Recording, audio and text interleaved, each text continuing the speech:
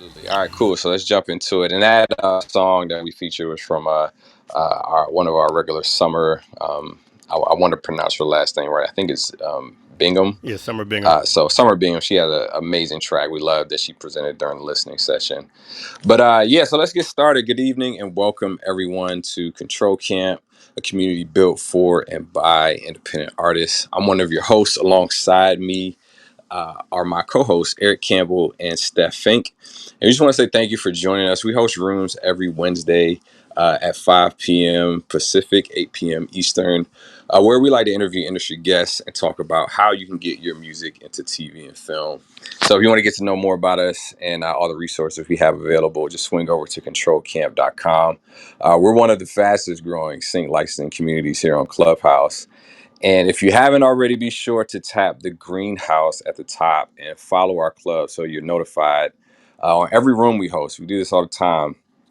And today's camp discussion, we're kind of going back to the basics. We're doing a Sync 101 Ask Us Anything kind of room. So we're going to open up hand raising and give you a chance to just, come up on stage and ask whatever questions you might have about how to get your music into TV and film. We have a lot of experts on the stage who we're going to introduce here in a minute. But we're here to just answer whatever questions you might have. No question is too small, too large, too simple, too complex. So we're here for you. And before we get started, we ask that you go ahead and just ping a few artists or composers or whomever you think might benefit from this topic. We really want to share the wealth and keep strengthening our community. And so with that said, I'm going to kick it back over to E, and we're going to get this thing going. Cool. I do want to say I want to see who's on the stage, but I do want to say so we've been doing the show since November, so that's like eight months now. And Daraj and I probably had met once or twice in person prior to us actually. I mean, we been doing a lot of things virtually, and then had met once or twice in person. But this weekend was the first time all three of us met together in person. Steph, Daraj, and I first time I feel like I talk to Steph almost every day or at least multiple times a week, and to actually see each other in person was pretty I awesome. know. It was pretty cool. It solidified our friendship. It made it legit. For And guys, I'm proud to report that Daraj is as tall as he says he is. Yeah. He's a true 6'5". I can also confirm that Daraj is definitely tall. Yeah, I don't disappoint when it comes to the height. Yeah, Daraj, we were walking, we were all coming back from breakfast or somewhere, and you were walking with Ellie Duke, who is an artist, one of Tommy Jackson's artists, who's also, I don't know how tall she is, but she has to be like 6 something. I'm guessing 6'3", 6'4". And we were standing behind you two, and we were all like, "Oh, Daraj found a friend." It's pretty cool. Yeah, we're like an extinct species out here, man. It's rare. Well, I'm super excited for this pandemic to be, somewhat waning. We've, still have to keep our distances and masks in certain places and things like that. Not every state is kind of equal yet. We're not all there, but it's nice to be seeing. I got to see Andy Ross, who's on stage with us a couple weeks ago, with some coffee, which is nice. I also got to meet Andy, which was really dope.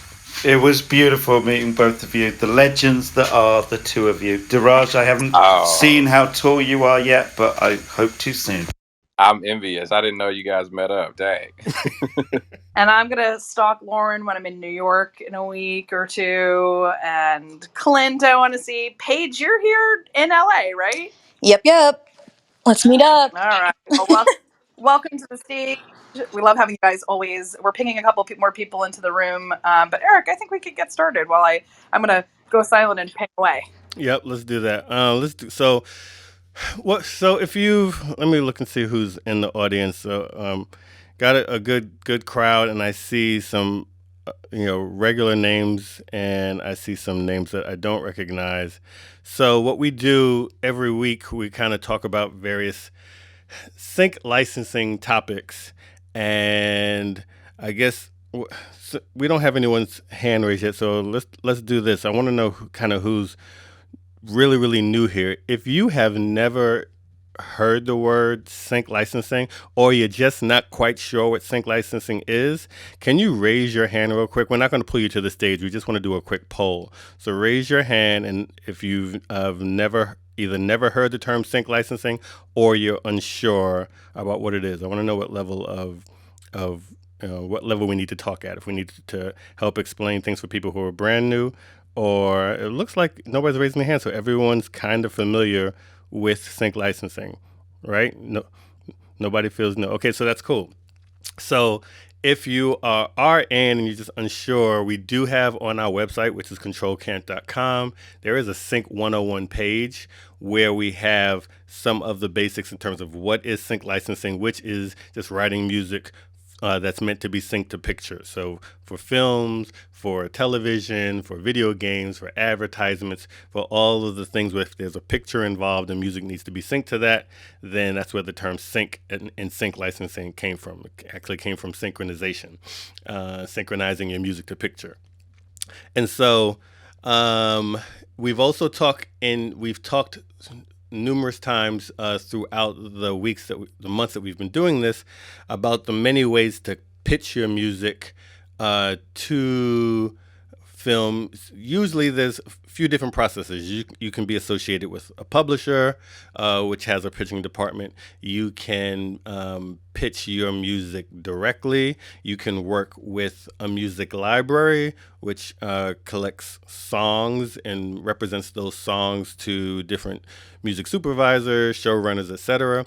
Or you can work with an agency or an agent that usually has a relationship with artists, and then that agent also will be, pitching you as an artist to music supervisors, showrunners, producers, etc.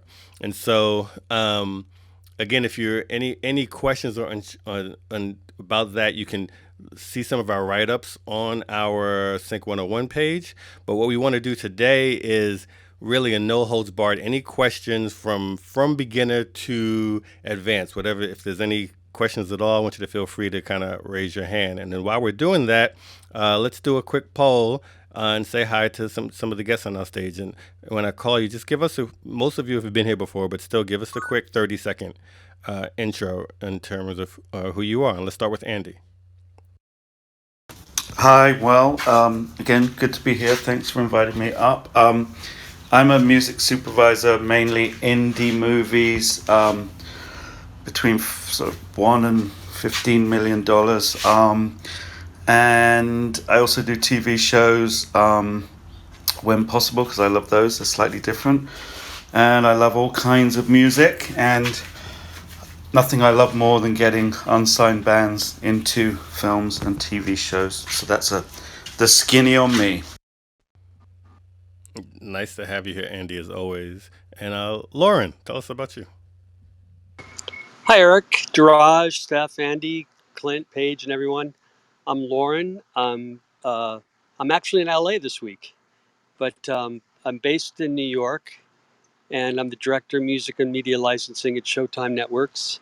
So I license music, mostly songs, for trailers, promos, and other content that we use to promote our programming on Showtime. And so I get pitched songs from labels, publishers, all kinds of things, but mostly I reach out based on a brief that I get for a particular piece. I also produce music for advertising and radio, but that's something I did in the past for many years. And very happy to be up here with you nice people. Thanks. Awesome, Lauren. Always good to have you. And Clint, tell us about you.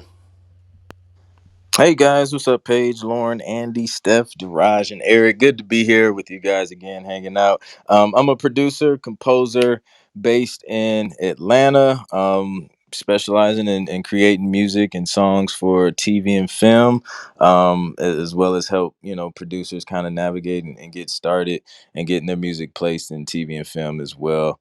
So yeah, that's pretty much the brief rundown on me.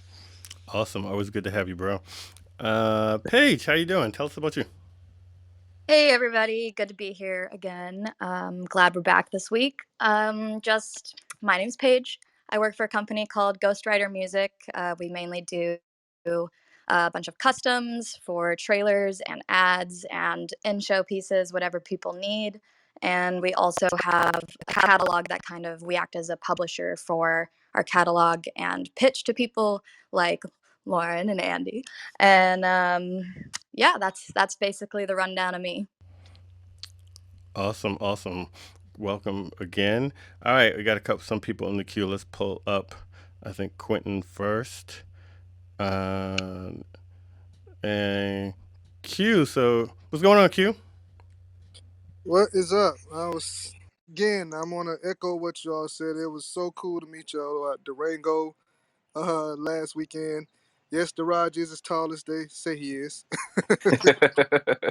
But dope performance, Daraj. Yeah, I just great meeting you all and putting a face with the name in person. That was really cool vibe. So So Q, before you ask your question, let me ask you this. And we yes, didn't give the context, but a number of us were out in Los Angeles for the Durango Film and TV Conference, which is a small conference, but you get to like do a lot of direct pitching.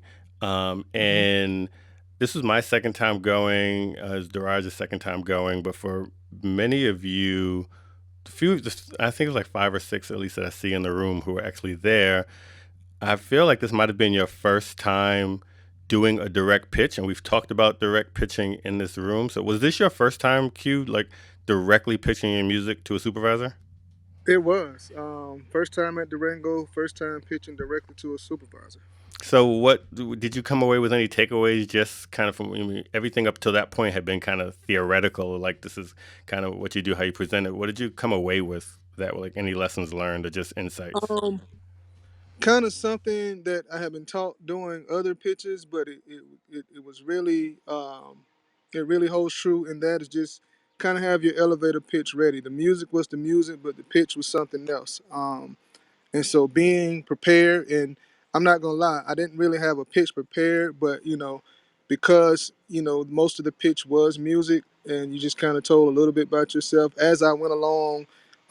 In the different sessions, I kind of picked up on what I need to make sure that I got out, because you don't want to take too much time talking, because you do want to hear the music, but just being prepared. I did a lot of preparing, was kind of stressed out about it, but I really once I got there, it was real cool. So, and I think that because I didn't know how prepared I was, but I really was more prepared than I thought. So just being prepared and being ready with that I guess that elevator pitch, as they say. That is great. I'm really glad to see you there, and that's really helpful insight. So let's transition to that into your question. Yeah, my question is, it's about pitching, and this is actually a new area for me, and I'm excited about it. But at the same time, it's a new area because of Durango Festival. I walked away with some really good connects, and I even had some since I've been back, had some supervisors reach out to me directly with briefs already. um, and I was not a, I didn't necessarily have the music, but I had people I knew with the type of music they need, and they were willing to allow me to rep them for the particular brief, and the supervisors were cool with that.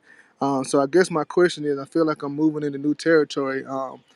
This is something that I had always aspired to do, but of course, you get in the seat trying to learn the game first, and get some connections and things under your belt. But these opportunities came up, so I was trying to understand, like, I don't want to actually go into starting, I guess, a library at this point. These are just a couple of connections, but these artists were gracious enough to allow me to rep them for them. So for these particular situations, so I want to do it on I guess a as this situation. I don't know what to call it. That's what I'm kind of asking. Like, I don't what would you call that in terms of, I guess, a per license basis?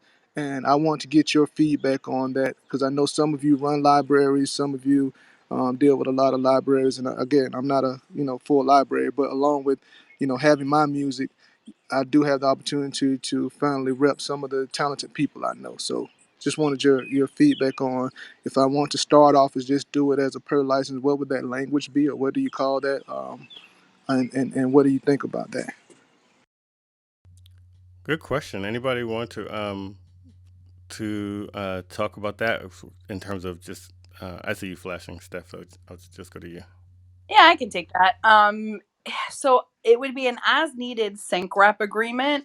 And I think it's super cool that you want to do that.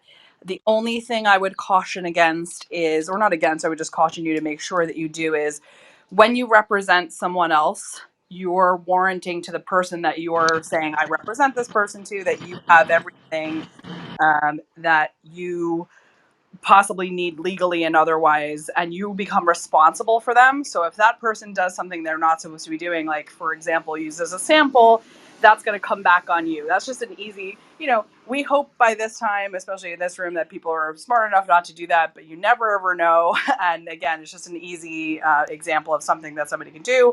Or you find out there was another producer on the song or another writer on the song and they weren't clear about it with you. That kind of stuff comes up very frequently in sync rep. So just make sure that you're 100% sure of the person that you're repping.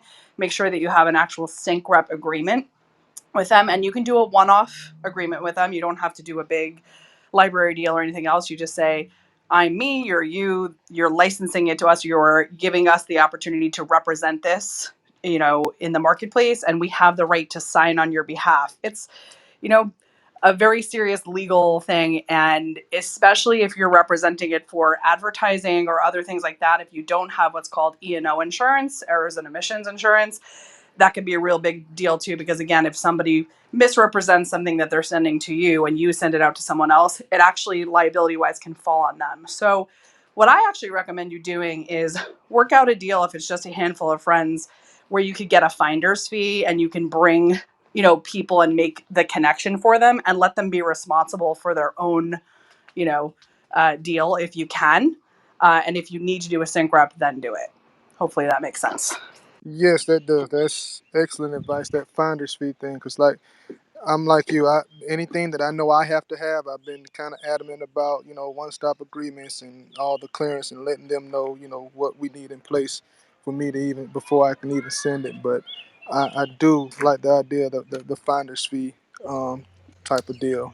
That's excellent. Yeah, Steph broke it down so awesomely. I'll only add that just the difference between say a finder's fee and if you are going to rep. So I do some song rep, and if I'm doing song rep, I'm doing a lot of hand holding. So yeah, I'm making sure they have their publishing. I'm making sure that um, all the writers are listed, that the splits are involved. But I'm also maybe looking at sessions and making sure that there are no loops that I can't explain. And I've gone into sessions and actually re-recorded loops that they got maybe off a splice that were a little too recognizable and not sliced up. Like once you get, so the difference between, as she said, between just doing a finder's fee is it still goes back to them. You're just connecting them to somebody, and the business is worked out with those two people. And that doesn't necessarily, I mean, you connected them, but it doesn't necessarily reflect on your relationship with that supervisor as much. You're just bringing them options to check out that they'll still have to vet. But if you're going to put your name on it and say this is music that's clear, then you really have to do the business of clearing that music. Yeah, that's a really big deal. Eric just made a very, very huge distinction that if you are going, and that's the exact point. If you feel like you're in a place where you can actually do all the things that Eric is talking about, crossing the T's and dotting every single I at that level of detail, and you know the people and you've done your due diligence on the people that you're looking to represent, then you can sync rep something even individually. But if you can't, then maybe look to put that on. And also know that even if you pass along a name to somebody else and you say, oh, hey, if it's anything above oh, hey, Andy Ross, I have this great artist. I've never worked with them before, or I've worked with them once. I like their stuff. Maybe give them a listen, or here's a song you might like. If it's anything above that, no good deed goes unpunished sometimes, because even when you pass along things like that, if you do it anything beyond that, you can still get kind of dinged if that person ends up being a pain in the ass to the supervisor. So just know who you're working with is really the point. Can Just to I? add on, what Paige just was saying, I just want to let it. Oh, sorry, hold on, JMP. One, you're really, really loud, and we do kind of go in order here. So let me just hold you up for a second because I know you had a question. So just hold on for a second. Let's let Andy jump in. Yeah, can I just add something from a supervisor's point of view? I'd say be very, very careful. You need to walk before you can run, because when you hit up supervisors, I mean, everybody always says, oh, supervisors have no time and everything. The reality is, if we're looking for music, we're on a deadline, okay? So you only have a few opportunities to get a supervisor's trust once you've got their ear, okay? So if you do want to start repping other people, I would start amassing them before you start reaching out to supervisors, so that you have them tied up and you know exactly what, that they're 100% safe. And I think it's important to point out the reason why it's such a dangerous business is, if I work on a film, I get signed up by the producers, and there's an indemnity thing, which means I cannot sue the film for anything that goes wrong with what I'm doing. However, if a song goes into the film, say there's a big Disney film and it goes out and there's a song in there and somebody hasn't happened to mention that they are in fact published, and they're published by Universal, Universal can injunct the movie. And it's one of the very few places on a film where you will be told to remove the film, cease and desist. Disney will be told to take the film out of cinemas. Now, they're never going to do that, but they're going to pay people to go away, okay? So that's the reason why it's a very dangerous situation. So my advice to you would be, it's a great thing if you realize there's a world that you can get into where you can rep other people, and you obviously have a great network of really good people, but get it locked in solid way before, because if people do recommend people to me, I'm gonna, I said to a friend the other day, another supervisor, she was looking for authentic 70s music, and I said, hey, I just happened to get hit up by somebody pitching me authentic 70s music. I said, I've never spoken to this person in my life. I have no idea whether this is bona fide, but here's their email address. Check them out. Do your own due diligence, because I don't know. Okay? That's the kind of reference I would accept. You have no idea, okay? But don't start risking your reputation putting things forward for other people, because musicians by nature are very kind of disorganized. Creative people are often quite disorganized when it comes to paperwork, and it is deadly. The amount of times I've been told by artists I manage, oh, there's no samples in these things. It's bullshit. They've been so stoned when they were making it, they forgot they put a sample in it. I love that. Hey, You know, hey, let me, hey, E, oh, let me guys, jump in for, let me jump in for just a second, only because I'm in Houston, about to catch another plane coming from LA, having met Steph and having an amazing lunch with her and stuff. And I just want to give some props to this room. Whenever we announce this room with like 40, 50 the best supervisors out in LA, when we did the film festival, we announced this room and a big part of the room started applauding. This is a place that's getting recognition, it's getting connection. Eric absolutely crushed it. And then Daraj, I gotta give him props. He did a live show. If you guys have never seen Daraj live, this dude could play in front of 10,000, and I'm Oh not my exaggerating. God. It was freaking stupid big. But this room right here is getting so much cred with the supervisors. Be here, invite people, keep this thing growing. We announced it from the stage, and supervisors and artists were applauding this room, and that's something super rare in that business. So guys, gotta catch the next flight. I'll be home soon, ready to get back to Florida, but it was a hell of a week. And real quick before Yeah, y'all and push me just down, to I want to just say, Tommy, it was such a pleasure to meet you. Tommy is as cool in person as he is in control camp. So that was very cool to meet Tommy. Awesome. Love seeing Tommy's you the man. guys, man. Safe travels, Tommy. And thanks so much, Q, for the question and the insight, man. I hope that helped the responses. All Thank you all. right, cool. All right, Lauren, so, do you have oh, a good. question? Sorry, I saw your mic up, Lauren. Yeah, I just wanted to add on to that. That as somebody that licenses music, ultimately, I think it's my responsibility to make sure that every percentage of publishing is correct, that there are no samples, and if there are, that they're cleared. I mean, I think as far as what I do, the buck stops with me. Someone can say what they want. A publisher can say, "Oh, I have 35%," but then you know someone else can say, "Well, I have 95%." So, but ultimately, I have to sort that out, and I have to you know make sure everything's right before I can make sure a piece of music goes on the air. So, it can go down to where if you're pitching something, you can feel you're responsible for making sure everything is clear and all the percentages are straight. But from my point of view, I don't trust anybody. I mean, it, I not that I don't trust them, but it's my responsibility and my job to make sure Yeah. that everything is properly attributed, owned, and controlled by the people that they say they are, and that sort of thing. Yeah, you're 100% right, Lauren. It does stop with you. Unfortunately, not every supervisor is able to be, or as diligent as they should be sometimes, and I think it's just good to be safe. And I think as a supervisor on both sides too, it's like I'm sure you've encountered many times, like you're kind of hinting at, where even major publishers get it wrong sometimes. It's not an easy thing to track sometimes, and a lot of times even Sony and Universal and things like that think they have it. I've gotten pitched stuff from major publishers that go, hey, we rep the master and the publishing, and it turns out, and I'll listen to a song and I'm like, this is a super famous hip hop track from the 80s, are you sure you rep this? And they go, oh my god, we didn't even know this was in this song, and it was a huge sample in their own catalog of a major publisher. So it just happens. So unless you could be that kind of diligent, I recommend maybe not doing it. The other thing you can do, which we haven't talked about, is partner with people who do it. Find someone who does a lot of sync rep. If you're an artist and you have a lot of access to talent, that's amazing, or teams.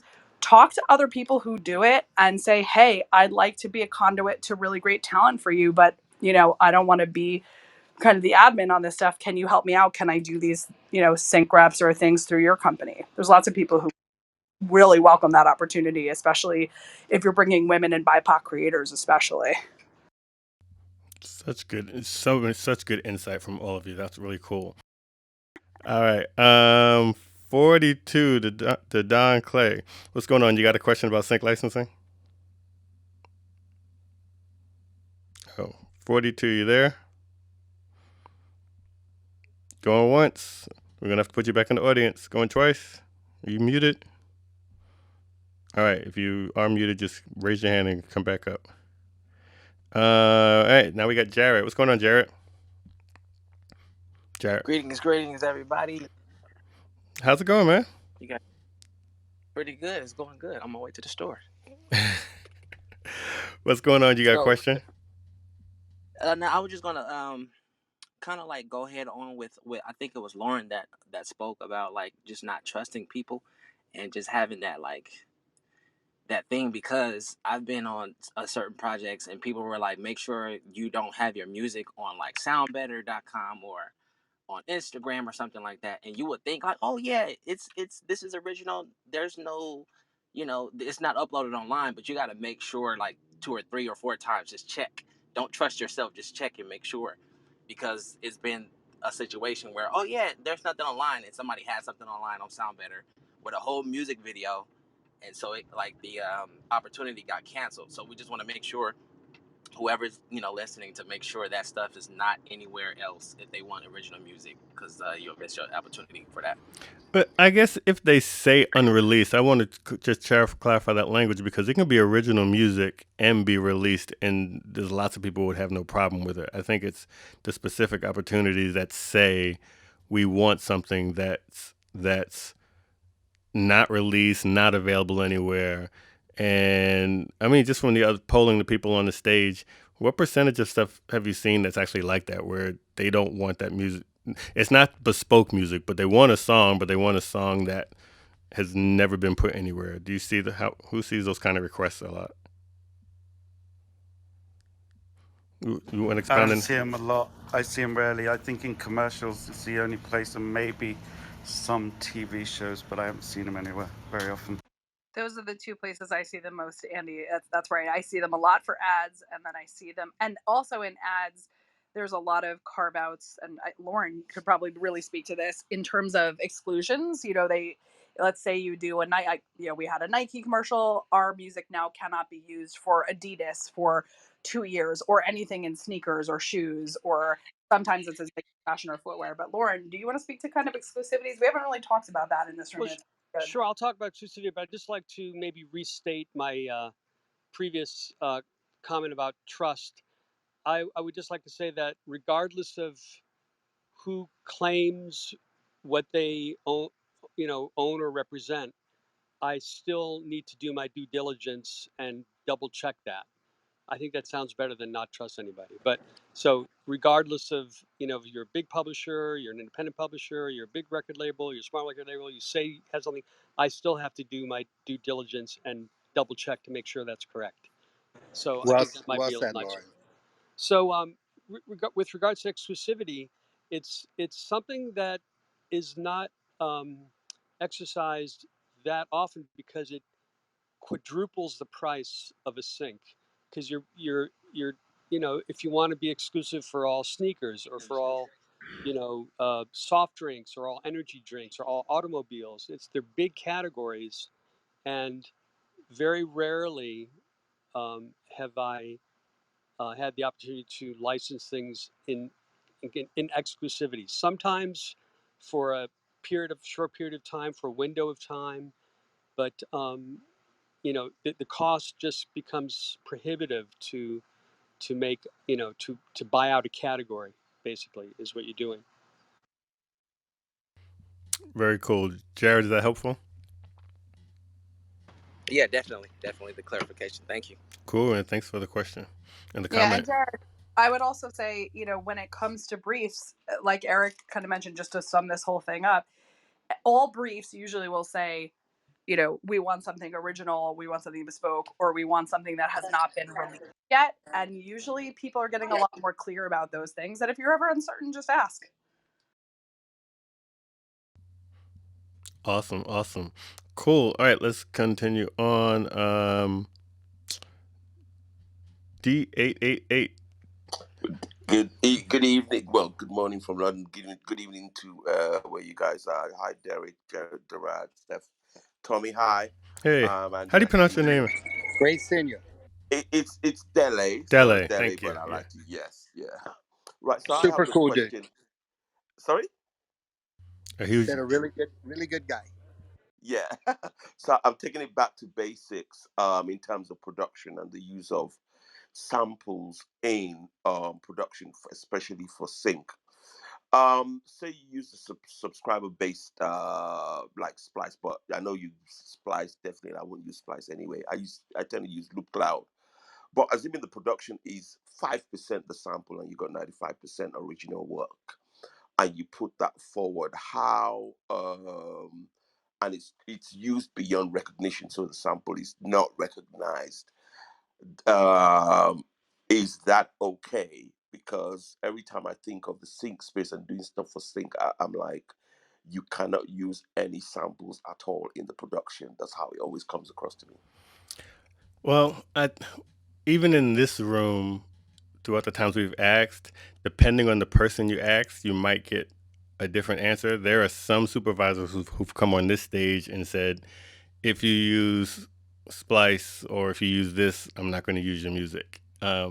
Now, if you look at, all from Splice or Arcade or Loop Cloud, I believe, and then if you look at all the terms and conditions, there are most of them, not all of them, because there are some that definitely do not authorize you to use the samples in commercial productions, but most of the larger ones and the more popular ones do give you, they're free and clear. You're able to use them, and technically you could use them just as is. If the melody and everything, you could use them just as is, and it would be legal.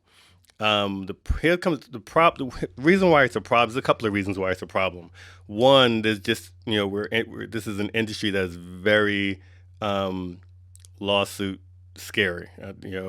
Lawsuit phobic. They're very afraid of getting sued. Litigious. Thank you. Yeah, and so they so the in addition to that, most of the times we have to deliver music in stems, so you have to strip the music apart. And the agreement that you're signing with Splice and Arcade and everyone else is that you are not going to deliver that loop unaltered without any other music over it. And so if you take a trumpet loop and then put, or say it's a simple piano riff and you just program some drums over it. And it's just those two things, drums and piano, and you got the piano from Splice and you got the drums programmed, and you just have the piano as is. When the supervisor says, okay, now I need the stems, you're going to give them a drums stem and you're going to give them a piano stem. That piano stem, if it's unaltered, it'll be exactly what you got from Splice, which is now against the terms of service, because you're sending it unaltered. And so that's the second reason why it can be problematic. And I'm saying all this, I do use these tools. I use them in my thing, and I think it's just where production is. And so there has to be like this meeting of the minds between the creators and the users to figure out, the best way. For what I do, if I use anything, you would never know it, because if I take a piano riff, I'm slicing it across my keyboard and I'm replaying a totally different melody just using the sound aesthetics of it. If I take drums, I'm just using one shots and making my own drum pattern. If it's a bass sound, whatever. If I'm finding a cool ethereal pad, I'm pitching it and slicing it. And my bar for myself and for the people, the producers and composers that work with me, is no one should ever be able to come back and say, oh yeah, you got that from that DJ Clue sample or whatever. No one should ever be able to try to reverse engineer and figure out where that came from, because it shouldn't be that recognizable. So that's my long-winded answer on my position on it. But feel free, anyone else. That was one of the best answers I've heard on Clubhouse for why not to, or what to do with Splice, Eric. I wish I had the air horn. Koichi, where are you? I saw him down there. But that's that really is great. Answers I've heard. And, that recognizable thing is also, a really important thing. We talked about this once before. I think I told you guys a story where, like, Brian Miller from the NFL reached out for a song. I sent him something quickly that belongs to my writing partner, Jizzle. It's the one and only time I've ever sent something that is not in our sync rep catalog, but it's repped by Sony ATV. And I was like, well, they do their homework, and I'll just tell Brian it's repped by Sony, but check this song out. And he goes, oh, are you going to clear that sample that was, used from that giant movie? Can you clear it, or do you want to replace it? And I was like, what are you talking about? No one on my team would ever use a sample. What do you mean? And then I was like, I just listened to it and I was like, oh, this must be Splice. And sure enough, a really famous kind of Splice sample was making its way around. It was legal to use, but it had made its way around kind of popular music and made its way into a giant movie. And, the NFL was like, nah, we don't want to use that. It's been in other things. So, you want to be original, try to be wholly original in your music for that reason alone. Awesome. Thank you very much. Absolutely wonderful. Can I just add as well, you really have to be honest. It's got to be based on honesty from the start, because people are warranting things. You're going to get found out. There's no hiding. So if you've got a sample in there, you need to tell people there's a sample and ask them if that's going to be a problem. Don't pretend they're not going to notice, because when the shit hits the fan, it's not pleasant. And again, I'd say the same thing. If a advertiser is saying it has never been released before, if it has, tell them where, and they might be okay with that. But don't lie about it, okay? It's not going to work out. You're going to get found out. Yeah, and just remember that sample, even if you do go to clear it, and this has happened to me before, you can end up with 8 other writers on that sample and multiple other publishers. You've just given your music supervisor and that team, 8 or 9 more people to reach out to, which is a big fucking nightmare. Pardon my New York French. But I want to separate and maybe not use the word sample when we're talking about things like Splice. Like, I would use sample for if you're actually sampling from a copyrighted material, like from a vinyl record or a CD or something. But those are, loops. It just linguistically it sounds different than if I'm taking a loop. I'm taking a loop that is free and clear. It's not a sample. It is a loop that is legal to use, but I'm just covering my base additionally by making it unrecognizable. But I would never call it a sample. So I would separate that terminology. Yeah, that's fair. I think also to simplify, you could just say if it doesn't belong to you, check all the things that everybody on the stage just mentioned. And just to briefly build off Andy's point, obviously this business is built on relationships, and if you misrepresent something, it's likely you're not going to get a call from that person again ever, because you've ruined your credibility. And I would add, I've been burnt twice by the same person. I gave them the benefit of the doubt, and I told all my music supervisor friends to be wary of this person because it is not a game. We look bad with the studio or whoever. It stops with us. The buck stops with us. It looks like we're amateurs, and it just doesn't work. Can I ask you something, Steph? Actually, We're Mark, gonna go yeah, in order first, and Oh, then I'm sorry. Never sorry about mind. that, Mark. Thanks. Just hang out for a Okay, second. I just jumped on. Okay, Yeah, bye. all good. no, Hang out stay for a there. second. Just hang on, Mark. Yeah. Cool. I don't want. Was there any other thoughts on that? I don't want to move on if someone else wanted to jump in. Sorry, well, not sorry, Carrie. I meant from the moderators. We're gonna for the questions. We're gonna go from Cipher to Lisa to Roland to Mark to Carrie. But I didn't want to go to Cipher before if someone had anything else to say. So let's jump in. All right, Cipher. See for yourself. I like that. You got a question? Yeah, how y'all doing? Good day. My name's Chris. Artist name, see for yourself. I got a few slightly loaded questions. I don't want to ball hog, so I'll start with one. Well, Don't want to actually, put we you to the won't. back of the line or Just yeah, whatever let's. it needs to be. Okay, yeah, let's do one question for now, and then if we have time, you can come back. Yes. But, Okay, sounds good. My first one is about cue sheets and who's responsible for submitting them. The reason why I'm bringing this up is I had some work on the independent film, and actually, something Steph was talking about. I got a few of my other partners that I work with. So we had like 8, 9 songs on the film, and they never submitted the cue sheet to ASCAP. I was using TuneCore for my publishing at the time, and I reached out, and there's no cue sheet. So I actually hunted it down from the music supervisor, got it myself, and gave it to them to submit. By the time I started getting paid on it, it was a few years past the time it initially started playing, when the better money was being generated. And they came back, there was like, we can't, I think, collect the past 2 years. There's nothing I could do about that original money. Have you guys ran into that? Is my question. And also, who's is responsible for submitting that? Because the music supervisor was pointing fingers at production, and I just wanted to get that information going forward, so I'd be better aware about that.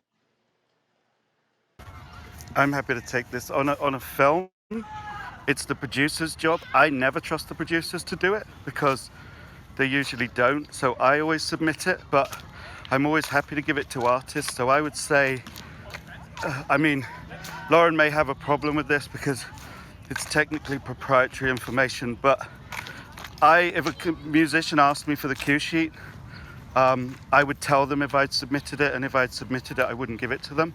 But if I hadn't submitted it, I would try and get the producers to do it. Last case scenario is I'd give it to the artist to submit, because the whole collection thing is, very murky area anyway.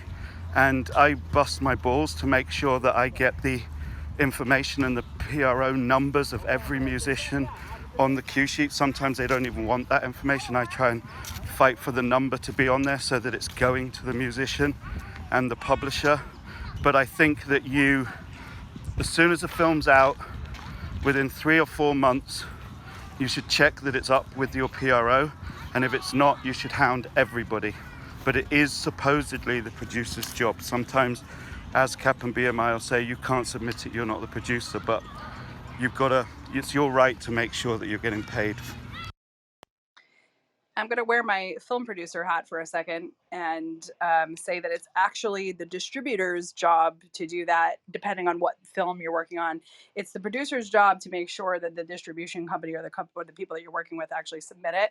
Because when we were signed to Lionsgate, I wanted to submit our own cue sheet as the producer and the executive music producer of the film. I wasn't actually allowed to. I didn't have the right channels to do that. They wanted it to come from Lionsgate proper, our distribution company. So, I think regardless, it's the producer's job to harass, whoever it is, and that's what we did until we got it done. But see, actually what Andy's saying is very common. Unfortunately, a lot of people forget to submit cue sheets. It's really kind of messed up, but true. So you just have to be very, and I encourage you to be politely persistent instead of like saying harassing. Just be very politely persistent and follow up and say, hey, I noticed that we weren't, seeing anything yet. You can check yourself with your PRO and see if you're seeing royalties. Unfortunately, they are usually sometimes about 1.5 to 2 years behind on seeing those things. So you might not know, but check those first. Sometimes they can see them, then follow up with the music supervisor politely. Follow up with the producer of the film if you have that contact, or ask your music supervisor to follow with the producer, and then the producer can politely tap all the channels that are meant to do that. And something I was only made aware of recently is there is language that you should have in your contracts, less for film, other things. I got a license this week and our lawyer checked something over and he said, I'm going to see if I can see the language. He said to add, he actually said, make sure, I don't have the language, I'll find it for you, maybe DM it to you, but there was language that he added where he goes, look, it looks like these people might not submit a cue sheet because it's mostly for like own.com or oprah.com or things like that, not a TV show. And a lot of things that are going for not television or might end up secondary on television, like a live performance that's getting rebroadcast and stuff, those people don't always know they have to submit cue sheets. So he actually suggested we just write it in, that to remind them of that. And then he said the other thing you can do is politely ask the licensor or anything like to say, hey, when you're done, can you send me a copy of your cue sheet? And then that's kind of a reminder to them if they didn't know, to say, hey, don't forget, you have to submit a cue sheet for this. Hey, Steph, I would love for you to add on to something there that we very rarely talk about on here. And guys, it's going to be wheels up from here. And by the way, I just picked up my first one from the festival, so I just signed the paperwork on a placement as we were talking here, which was way cool. But Steph, I think it would be great if you would tell everybody that the lag time between when we actually get a placement, it's aired, and you actually see money, because I think some people are really naive. They think that, it airs, we get a check the next day, and it's just not like that. So you got to do a little bit of budgeting with your own company, because it's a pretty good lag time between actually when you get a placement and when you actually receive monies. So I don't remember us talking about that, but I think that would be good for everybody to hear from you. Does anybody else want to jump in on this one in terms of lag time for PROs and when you start seeing money? Clint, you have a ton of back end. I feel like you'd be a good one for this. Yeah, absolutely. Usually from the time I see a placement on, say, like some reality shows or something like that, or anything on TV, honestly. And this is depending on when the cue sheets are submitted. If it's submitted in a timely fashion, it can be, I'll say, an additional 6 to 9 months before cue sheets or royalties even roll around through the pro, and that's if they submit things in a timely fashion. That's exactly right, and I think most people are just not ready for that. I know that we were like not ready for. We had a super big one, and I was like, are these people like ever going to pay us? And it happened to be NBC, but it was a good 9 to 12 months before we started, and then it was an additional 6 months before we got the final payment. So I can also add, if you're writing music for a commercial, it's, you have to wait for the agency to get paid by their client. Say you're writing music for a commercial for Procter & Gamble product. Procter & Gamble has like a net 60, 90, or even 120 days from the time they get the invoice to the time they decide they want to pay it. So you have to either ask ahead of time if you need the money right up front, or not that you'll get it any sooner from P&G, but at least, as Tommy said, you can plan for it, because the money is always flowing from different places, especially with advertising. Lauren, you just dropped an amazing piece of information, not just with your back end royalties, but expectations of major companies that you might be working with, corporations and studios and things like that. I have found that the larger the studio or the larger the corporation, the slower they actually pay. So the large corporations are usually 90 which means they're waiting for the very last day of that 90 to get your payment out to you. It's not like, oh, we'll be good about it and send it right away. It's usually like the 89th day where I go, oh wait, I wonder if we got paid for that, and then I look and I go, oh, day 90, here it is. They hold on to it to the very last day. No doubt. Exactly. Yeah. So, and remember, that person might be paying the production company or the agency that you're working with or the music house that you're working with. And then, most smaller houses like ours we get ours 14 to 30 days out. We usually send them out when we get it because we know how bad it is. But most small agencies don't have that ability to do that. They might have another 30 to 60 turnaround. So, you're looking at 5, 6, 7 months before that kind of goes down. And again, cue sheets might not be submitted till then too. And even the most organized, diligent production and the largest studios don't get their cue sheets in on time because they're still chasing down a lot of information and a lot of details and a lot of, changing indemnification languages on licenses and things like that. I mean, they could submit cue sheets and then even a year later, they might be still correcting contracts on that kind of stuff. Business affairs also, it takes a long time. And just in case we've never talked about what business affairs is, that's another name for the legal department at a studio or a major corporation. So thanks, Lauren. That's a really important fact. Thank you guys. Love you guys. Bye, y'all. Bye, bye. Safe flight, Safe Tommy. travels, Tommy. Thanks, Let man. me just add on to that. If you're doing a union gig for a commercial, you'll get your union payment within 30 days. If you're doing a session, you're getting paid a session fee as a member of AFM or SAG, you'll get that. But if you're the arranger or the composer, that fee comes from the client, and that could take 2-3 months to come. And it's, if you're a bigger company, you can sort of absorb that. If you're a small company or even an independent composer, it's so twisted that the burden goes on, the small single, source person versus the big, huge corporation. So it's great insight. All right, cool. Thanks for that question, Sifa. Which I know that's not your name. It's see for yourself. What did you say your first name was? Chris, or see for yourself. Either one's fine. Thank you. Cool. Appreciate it. Lisa Dunn, what's going on? How are you doing? What's your question? Oh, Lisa, you there? Lisa, are you muted? Sorry. I'm still getting used to this. This is only my second time in a clubhouse room, so trying to find where the phone was. Sorry about that. No worries. Welcome. Happy to have you. Thank you, you guys. This is a great discussion, and I will definitely be checking out your website. And Eric, I've been following you for a while now on LinkedIn and seeing all. You were connected in a few places. Yeah. So, but I have a couple of questions, just kind of dealing with when you're sending out music. I've been quite,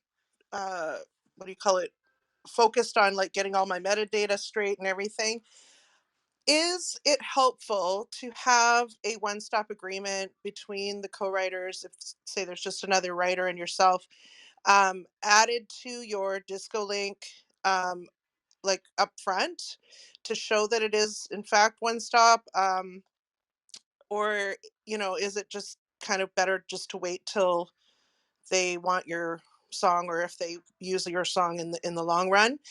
And just to kind of piggyback on what was said regarding time turnaround, I can attest to the fact that I was hired actually just as a work for hire for singing on a show, and we were just notified that it could be next year that we see the turnaround for the pay because of post-production and editing and all of that. So yeah, I definitely know not to expect money right after you do the job.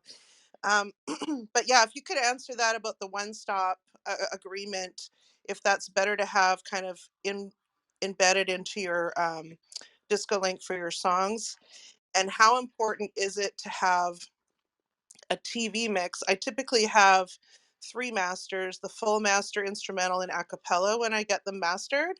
But how important is it to have a TV mix as well? Let's talk about the first question with the one stop, and I just from my perspective, I've never had to show anyone the one stop. No one's ever asked for it. I have it. I have it on file if anyone does, but that's really um, and a lot of times I do it as a collaboration agreement. So if it's within my collaborators, and just for anyone who's listening, this is an agreement. So if I have one or two other producers or a songwriter that's collaborating with me, in our collaboration agreement, which I have, it will say, depending on who what our agreement is, it would either say that we are, there's three of us, we're splitting this three ways, but Eric has the right to pitch and sign off on the song and represent it as a one stop. If all the other collaborators, with some of them, depending on who they are, we might give each of any of us the right to represent that song as a one-stop song. But I've never sent that. I don't include it in my disco link. I don't send it out, and I've never been asked to do that. So hopefully that helps. Okay, yes, thank you. And just I don't think we've talked about a TV mix. So are you repeat that part? Has somebody asked you for it? Well, I'm wondering if it relates directly whether or not the link is being sent for ad purposes versus TV or film purposes. If the TV mix might be useful. I mean, if you have it, I guess it's great. But I mean, is it something I should be getting as a master? No. When I'm getting mastering done? The only time this is my perspective. So somebody might feel free to jump in if you have others and take it just from one person.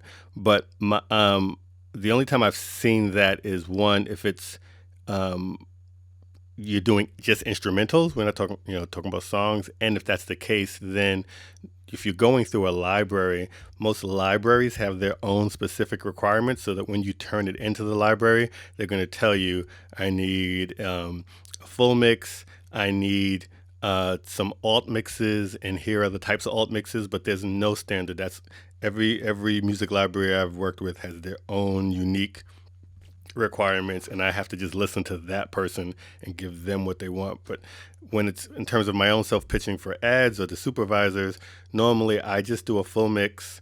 I have my instrumental, I have my acapella, I have the stems available. I mix my own thing, so that's easy. But if you go to another studio, I would recommend always getting the stems available, so that if somebody asks for any mix, you don't have to chase down.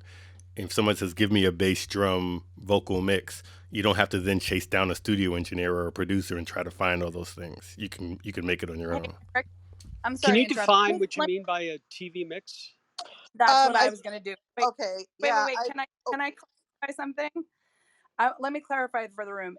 For the industry, a TV mix is actually meant for, unless I'm just getting really old, when you have performers like I have Shalaya singing Grace, she's going on the Today Show, we print her off what's called a TV mix, which is basically everything, including like instrumental backgrounds and things a little tucked down so she can sing live to it on TV. And that is typically industry speak for TV mix, at least as like the broader industry kind of goes. And I think what Eric is trying to tell you at the same time is be prepared to have your stems ready, which, if someone else is mastering for you, you can ask them, and I have my mastering guy do this all the time. You can have them separate out parts for you so that you have that and you can create whatever mix you need, because everybody needs something different. Some people only need that instrumental and that, a cappella like you have, and other people need things broken out a little bit further, so you can create whatever mixes or deliver whatever stems you need per basis. But TV mix is a different thing, and it doesn't mean typically to mix for TV. Can I add on to that, Steph? Yeah, absolutely. Keep in mind that the music that you're supplying may just be one of several audio elements on the piece. There,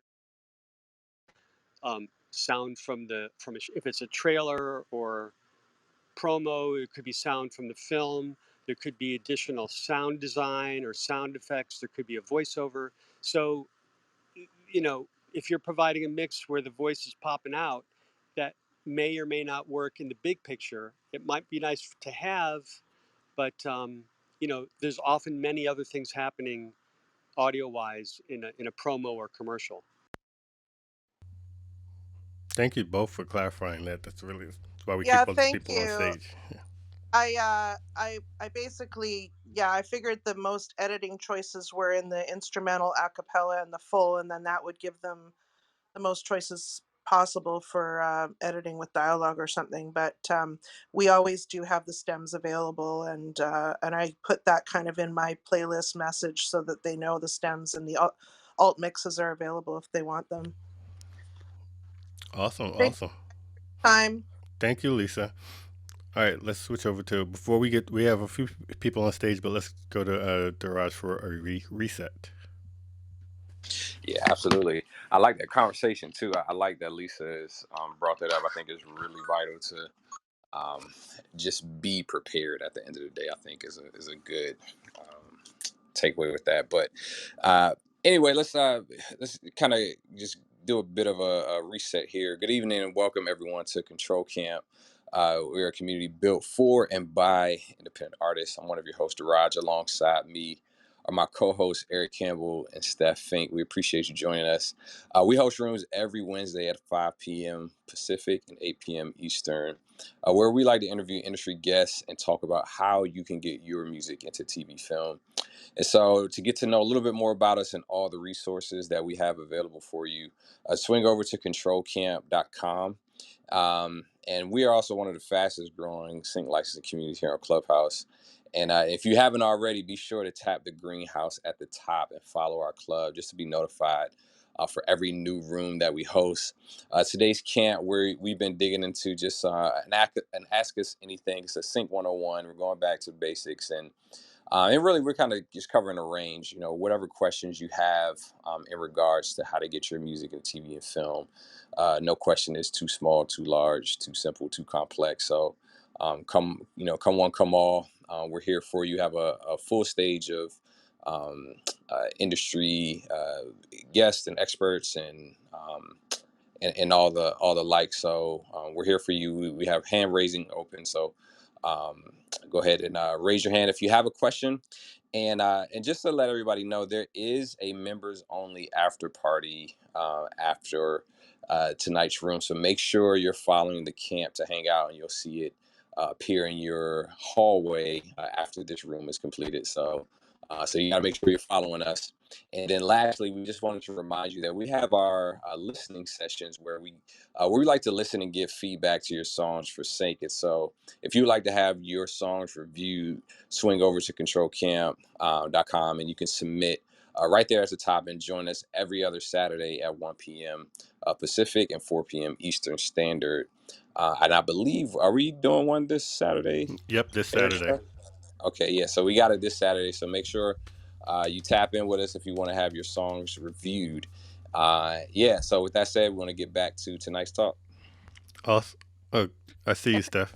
Yeah, no, I was just going to say, I love that there's so many new faces in the room today, too. And I want to remind everybody, since we're doing Back to Basics tonight, that even us old folks on the stage, this entertainment business is ever evolving, ever changing, and things that we know today are not the same tomorrow and were not the same 5 years ago that are going to be in next year. So we're a peer-led community, and we don't always get it right ourselves. And I think there's a lot of topics on the stage tonight, especially I love whoever asked Q-Sheets. I think that's genius because Andy said one thing, I think another. I have no idea, actually. And it's something I've always wondered about because it's something we all kind of battle with. And that's the entire idea for Control Camp. So don't be afraid to ask questions. There's no, kind of silly question. And we don't always know the answers either. So just want to toss that out there. Totally agree. I see Summer Bingham in the audience in the room, and I don't think she was here earlier, but just so you know, Summer, we played your song at the start of the room. We kind of been spotlighting one person's song from our listening sessions in the main Wednesday room, and so we played a snippet of Pressure for the room when we started. So kudos to you for having such an amazing song. All right, let's continue on. Roland, we got you up next. Roland Bingaman. What's your sync question? Hey guys, what's up? Um, yeah, this is cool. This is my first time here. Um, okay. So my question is, I've been doing this kind of full time for a little over a year now. So still very much trying to figure it all out. And I guess my question is, like, for someone like me, just really diving in headfirst to everything. You make connections, you get invited to write with other people, with like on other publishers, and I guess my question is, at what point is it like considered maybe inappropriate to write for too many different publishers? Because right now I write pretty somewhat consistently for like two specific different publishers, and they're kind of doing different things. One's more in trailers, one's kind of more in like TV advertisements and stuff. So like at what point is it like, I don't know, considered inappropriate, or like you're sort of bidding against yourself by getting too diversified with who you're writing for? Does that make sense? Are these, I guess just to clarify, are these publishers that are you signed with any of them, or are you collaborating with people who are signed with them, or you just have relationships with them and you're submitting music, but you're not exclusively signed to any of them? Right. Yeah. I've never signed anything exclusive. And if I would say this too, if there is, and both of them are custom stuff. Page, I mean, Ghostwriter is one of them, um, and Score would be the other one. And so when I write for them, like my music goes to the one I'm writing for. Usually, it's a very custom brief, Gotcha. So and it yeah, goes. custom bespoke work, and so you're asking like, can you be working with too many custom houses, or is there some conflict in that? Right. Exactly. Roland, are these cues or songs? Or cues, I mean, as in like, sorry, like instrumental compositions or like songs with lyrics? Sometimes it's both. It's been both before, yeah. Okay. Hey, jump in. Oh, sorry, Koichi. Yeah. Go ahead, No, Steph. you're good.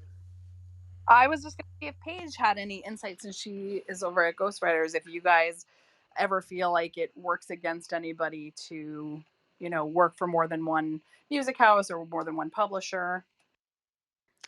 It's kind of a tricky question because of course we like just want people working for us, but we also understand that like everybody has to make a living. I guess it depends. It really, I think, like some people, like some things have happened where someone is working for another house doing another custom, and it'll sound really familiar to something they've done for us, and that kind of gets a little bit tricky to where it's like it almost is like they took something that didn't, land for a custom that we were doing, and then they gave it to another house for a different project, and that's where it can get like that's where you might burn your bridges. But I don't know. I think for me personally, like I don't really keep track of all of our composers or writers and what they're doing for other houses. So I would say like it doesn't necessarily bother me. But at the same time, we like obviously it's like it can get, like I said, it can get tricky when things are like we hear something and we're like, well, that sounds like something you did for us last year, and now you're just reworking it for a different company, and that's where it gets a little wish-washy. So I would say like you should still work for other companies. Don't turn down opportunities for sure.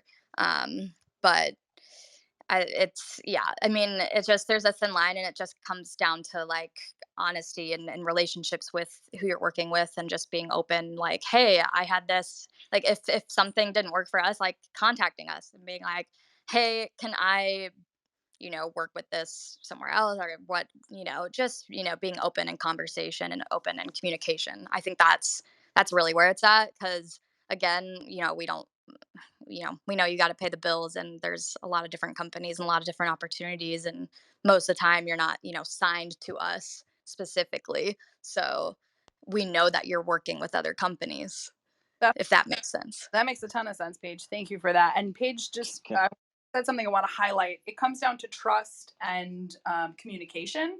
So just be careful about your deals. A lot of companies, even if they're signing non-exclusive with you, might have a exclusive shopping period where you might have 3 months or 6 months where they hold on to it before they can return it to you, before you get to retread it or use it somewhere else. So if you're unsure, just communicate with the person. One thing I can tell you to never do, which does happen, is if you are pitching through multiple music houses or multiple sources or multiple production companies, never submit for the same brief through 2 different people. Never, ever, ever. I can't stress that enough. People try to do it, and it is a fast way to literally gas and torch every bridge to a company like ours, like ghostwriters, like any of those things. A lot of people get the same brief sometimes. Not everything goes to the same place, or just a handful of the larger companies. If you're working with the good ones, maybe only 4 companies or 3 companies got that, but the top 3 in New York or the top 3 in LA got them. If you try to submit that same song, or if you even try to submit 2 different songs as the same composer from 2 different companies to the same brief, that's a giant no-no. So, just be honest with people. I love when people are like, oh, hey, I saw this from another one I'd like to do with you, or I saw this from someone else. I'm already working on it with someone else, so I'm not going to do it with you. You'll never get in trouble for that, but you will get burned the other way. So just be cautious of that. And go ahead, Clint. Oh no, I didn't mean to cut you off, but No, you're I just wanted to add too, because I was when I first started, like my first year, I was reaching out to a boatload of companies just trying to get that ball rolling. And over time what I found is, since I'm a producer and can do multiple genres, there would be certain companies where I would submit, ambient or tension cues, and then it would be another company where I'm submitting hip hop and R&B. So it worked as far as balancing. I think it depends on the individual how much you can balance.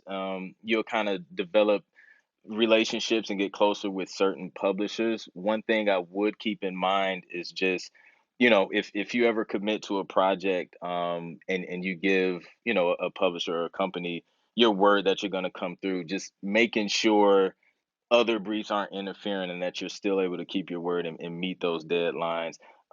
If it gets to a point where it starts affecting that, then that's probably a sign that you're going to have to trim off something, so you're not, overworking yourself, or at least, just be careful of what you commit to, because you don't want to tarnish your word either.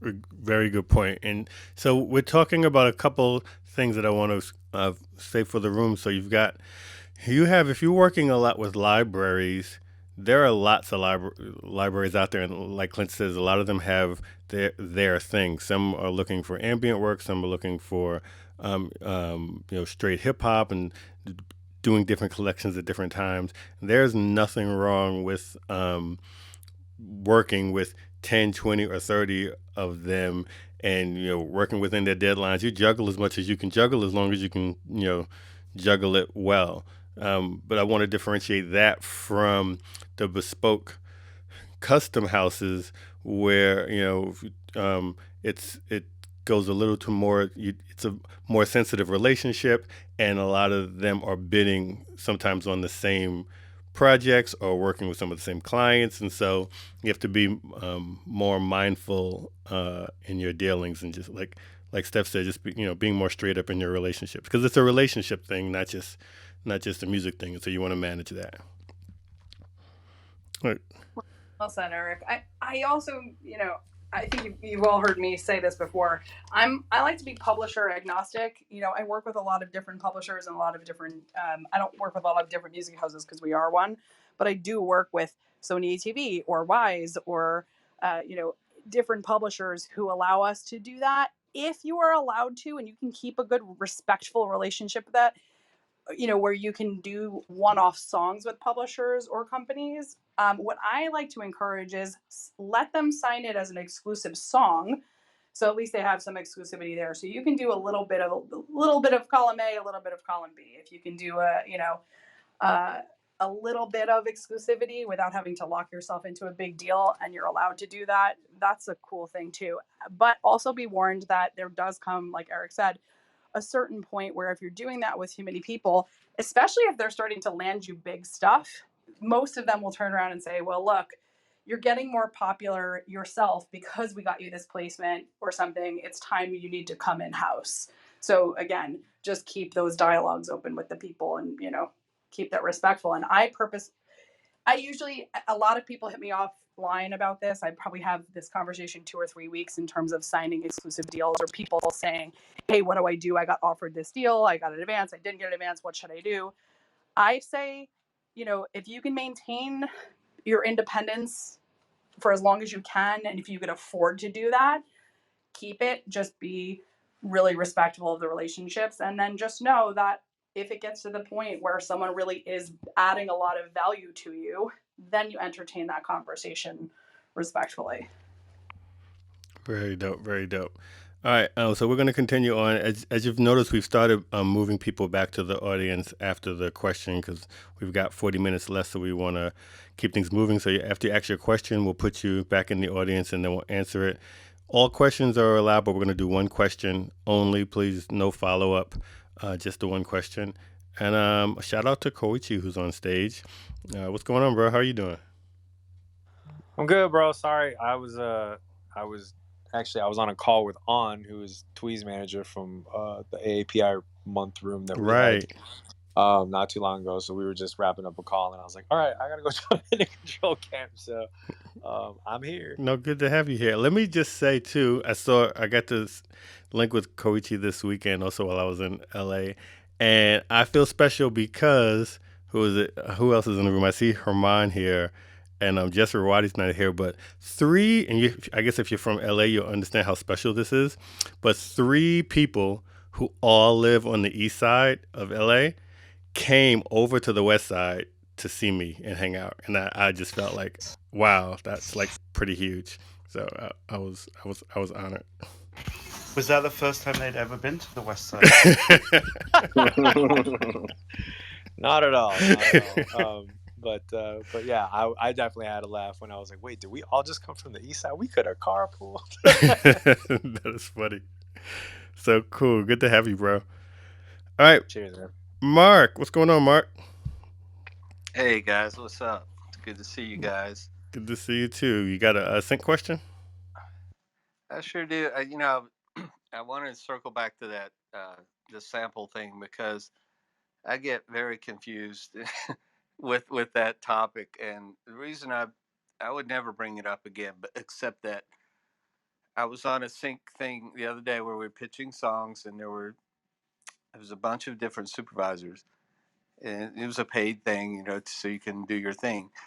And I had the presence of mind to ask 2 of them if the samples were legit, if you could use them. It's talking about Splice and Arcade specifically, because that's the only 2 ones I have and I use.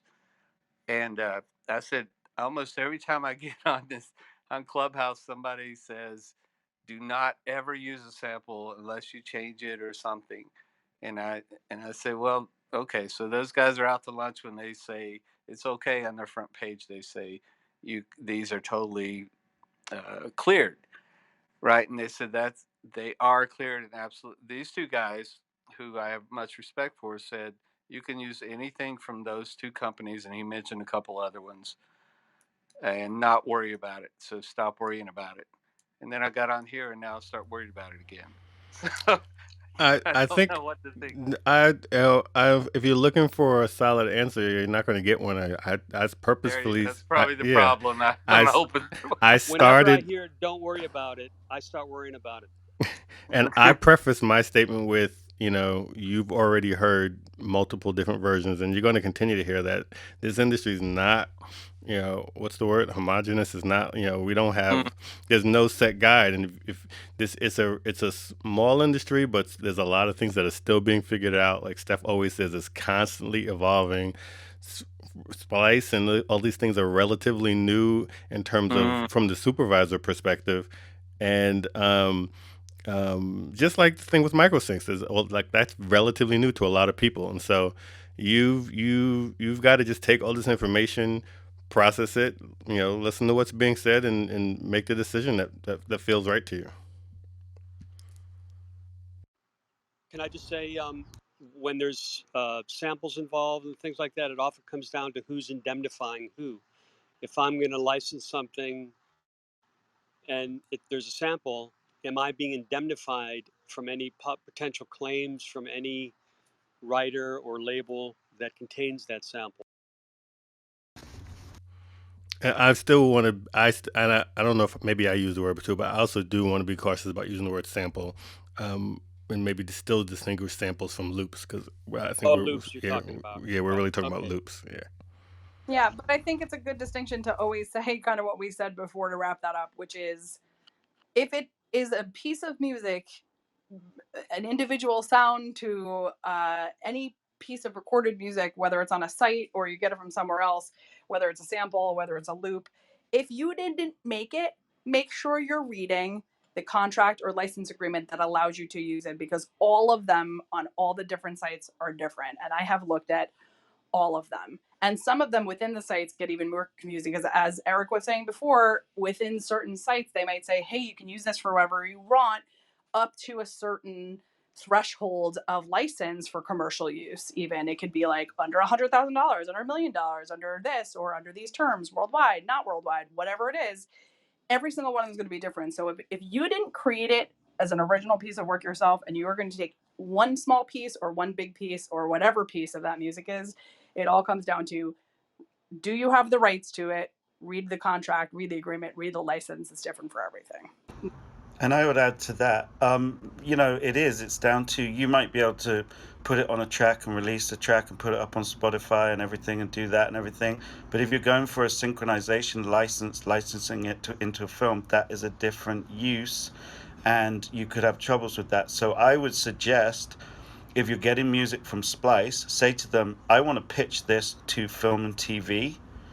Can I do that? And they'll say, yes, it says in the agreement here. And you can say, where in the agreement does it say that I am allowed to do that? And ask them. Because again, the one thing that is consistent in the music industry is everybody's really happy for everything to be really confusing, because it means they don't have to send money to certain people because they don't know where to get it from and everything. And it means, hey, if your song is in a film or something, they can sue you for it. So ask these companies, say, I specifically want to do this. I'm not a lawyer. Where in your agreement does it state that I can do this? Because any supervisor like me, I would run for the hills. My business partners are lawyers, and they're lawyers for a reason. And they'd say to me, where's the paperwork? I want to see the paperwork. So ask these companies, tell them what you want to do with it, and tell them to show you where it is. They may say you cannot do that. And do it nicely. Hi, this is Kate. I just wanted to add that Well, even when you have the hey, right Kate, and you have the license, Kate, this is not a question. I know, but we still stay in order when. Okay. So just, I appreciate you jumping in, but still hold that. You can circle back when you have your question if you want that to be your one question. But we got to No, do it's that not to a keep question. I just wanted to clarify on the sample. it. Understand, The but reason. Kate, I know. Okay. You've been here. We don't do that. So just hold on a second, okay? All right, KZ, what's going on? Hi, friends. So I feel like my question might be a little bit obvious because I do a lot of vocal work, but I don't know anything about unions and how that payment works, and more specifically to sync. I get the vibe sometimes that being like a union vocalist can be an inconvenience in certain situations. So if anyone could maybe inform me a little more on the whole union thing. Can I just chime in?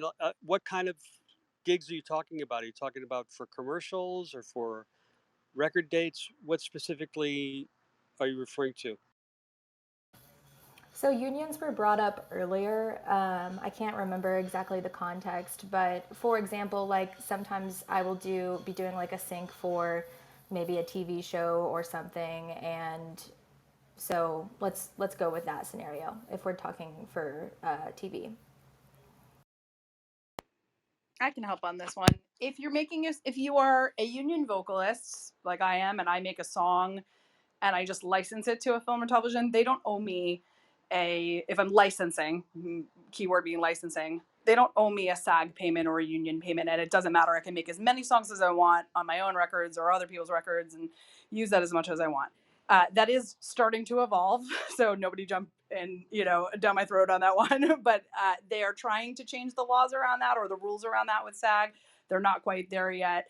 That has been evolving over the last 2 years and will continue to evolve. But as of now, if you just want to make a song and license it to a fully finished song that you made on your own and license it to it, you don't need it. In terms of being a SAG-AFTRA singer on a television show, the production will say to you, hey, we want you to be, we're only doing, it's either a union production or it's not. And that person who you're working with will tell you if it's a union production or it's not, or if you're making vocals for that union show, or if you're making it for marketing materials or other things outside of that thing. So those people should be upfront with you, and they might say, oh, hey, I have an opportunity for you, KZ. We're doing this new show about dogs and we want you to sing on it, and it's a union show, and they might even give you an opportunity to work with it even if you're non-union. They can do what's called a Taft-Hartley, which gives you the opportunity to work on a union production if you've never worked at SAG before.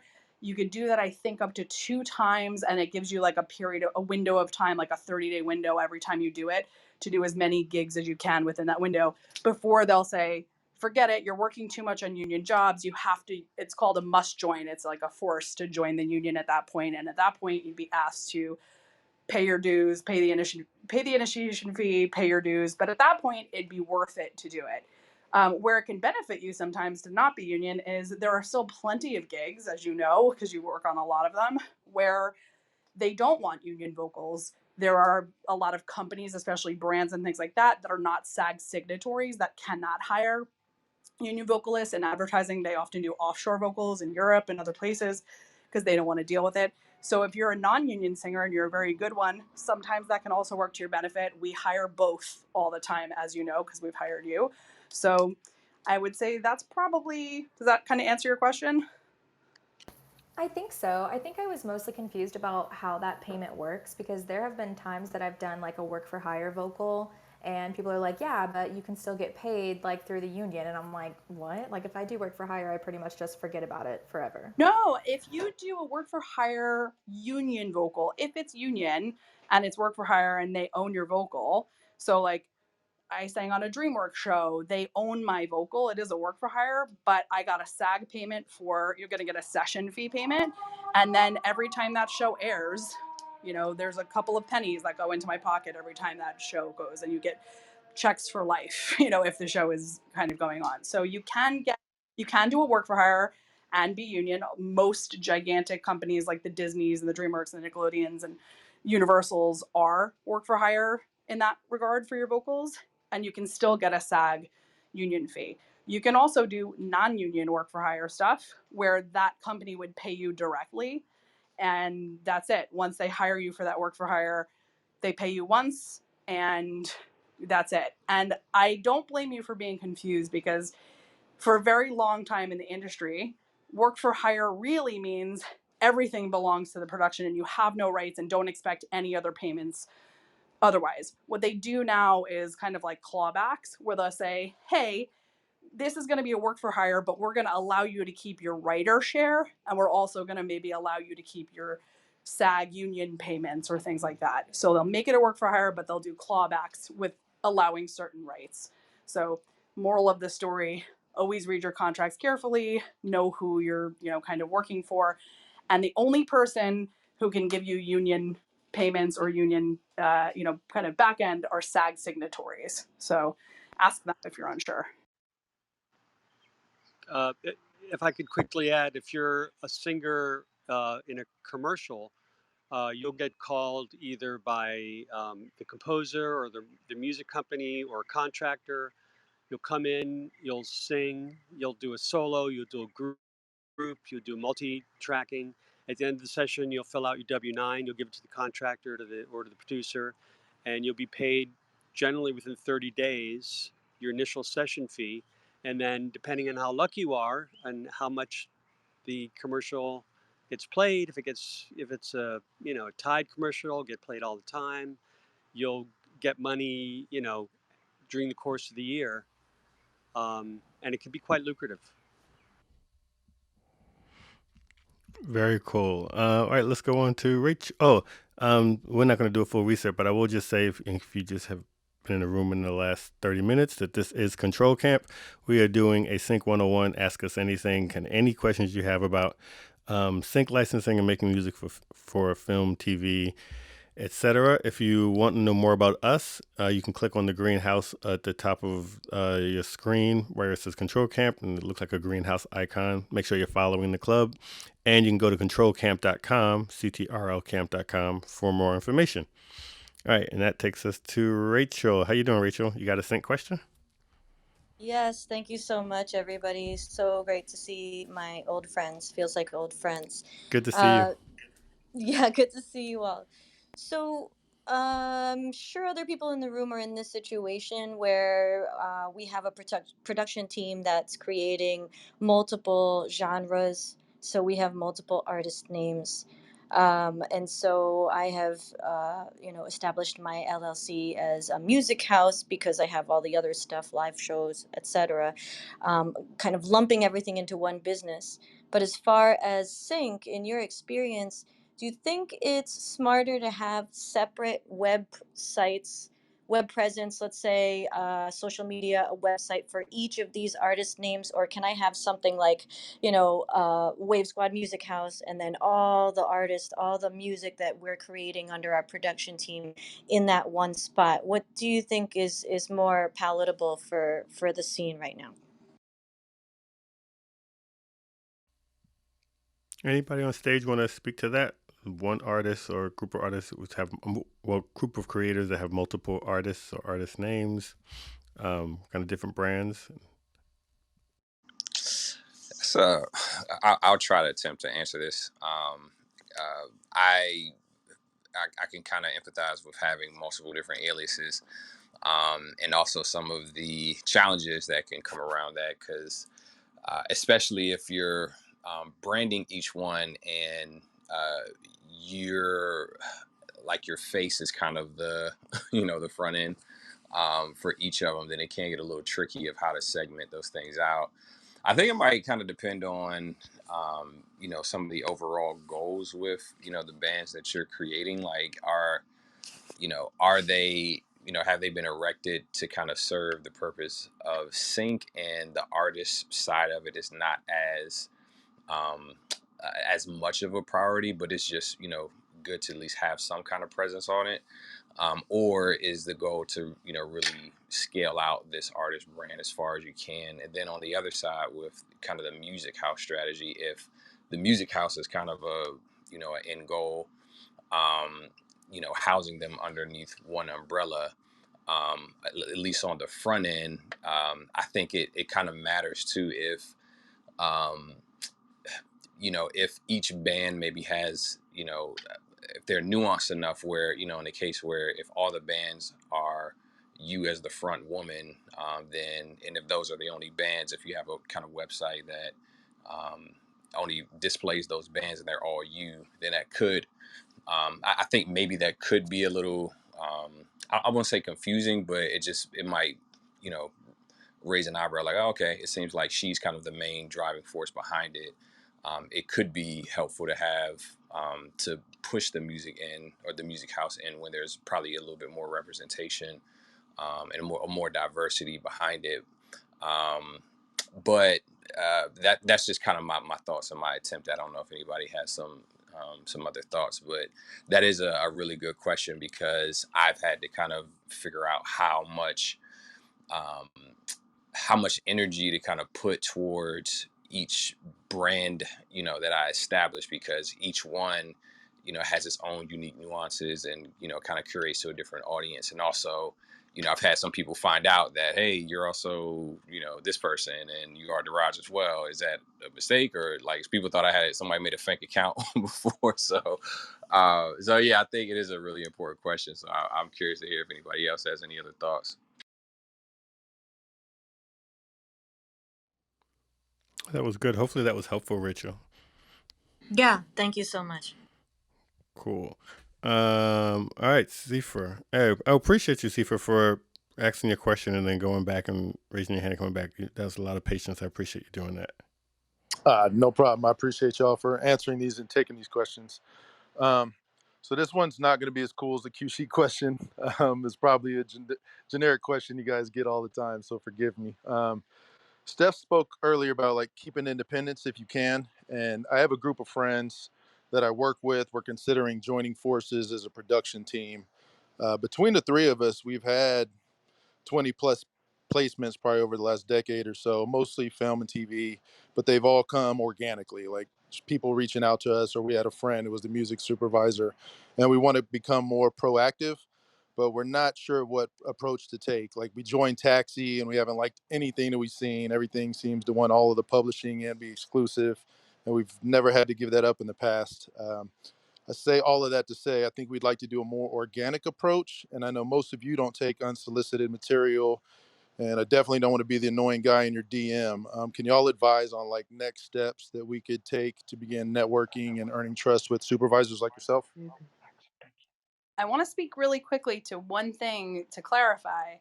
I said remain independent as long as possible from publishers or, kind of people owning or your rights or transferring your rights and things like that is the clarification I want to make. I'm a huge, huge, huge fan, and I strongly encourage collaboration between creatives and creative partners and songwriters and production companies, and be allies, with all of them. It's not a competition, and the more that people can learn, it's not a competition. And and that's what this room is about. Sharing information is really helpful.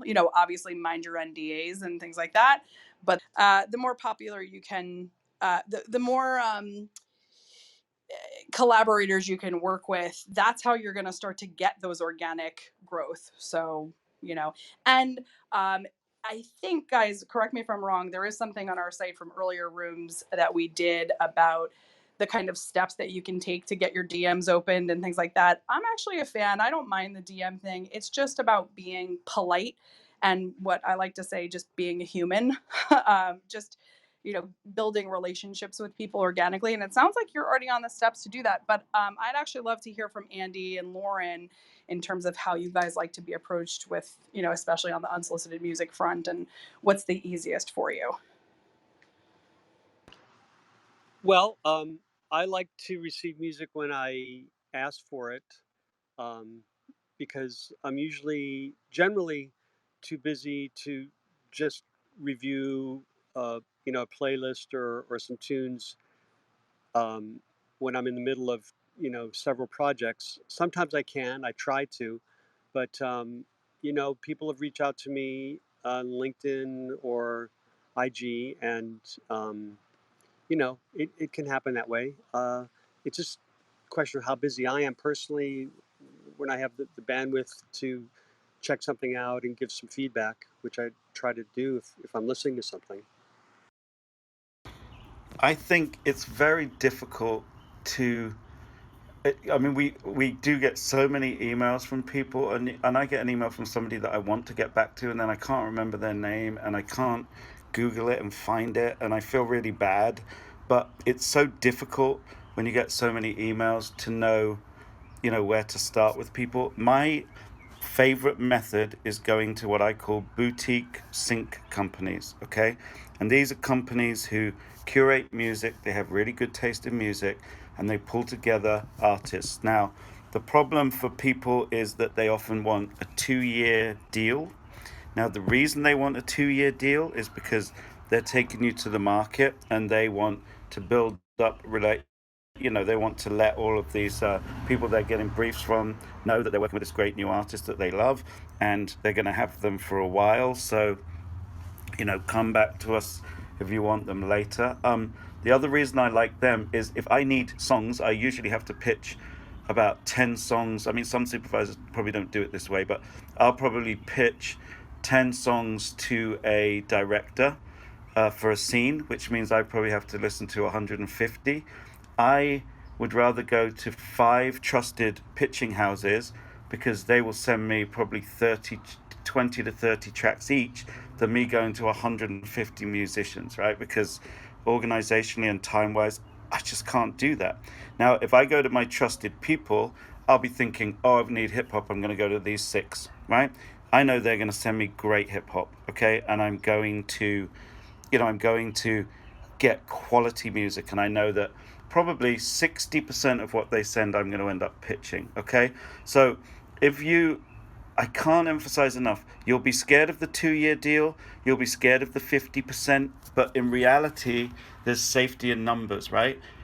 If you're with people that have curated well and you're part of a big pack, those people are going to be getting possibly 10, 15, 20 briefs a day, all right? And if they love your music, that's great. If they're signing everything, don't go there. You want to go to people. If somebody turns you down because it's not quite right, that means that's probably a good place. Okay, so that's what I would say. Look at these boutique pitching houses. I think Diraj and Eric, you should maybe make lists of some, because I don't want to be promoting people specifically, but it's hard for people to find these places, but they are, if you name a few, they'll find others, if that makes sense.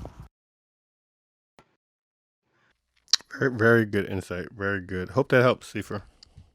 I would also recommend, not to plug our own room, but I think keep coming back to this room and keep coming back to other rooms, because, Clubhouse is a wealth of resource for supervisors, for music houses, for publishing companies. We've had many, many different supervisors and different publishers and different sync reps, and at all different levels, from library stuff to custom bespoke music houses to just, studios and things like that. So just keep coming back, and I think trust yourself a little more. It sounds like you're on the right path.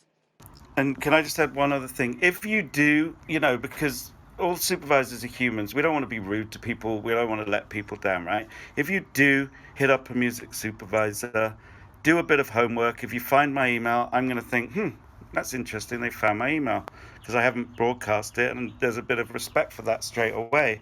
But make sure whatever you send is searchable. If I'm suddenly looking for Afrobeat music, and you've put that you have one-stop Afrobeat music, guess what? Your name's going to pop up when I'm looking for it. But don't just be like, hey, hi.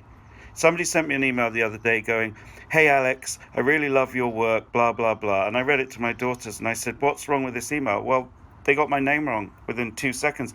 And the sad thing is I wanted to get back to them and correct their email. And they said, you should do that. And I said, no, I'm going to get back to somebody that sent a proper email. Okay? So make sure you tell people what it is you have. And it's usually, for me, genre. One-stop hip-hop.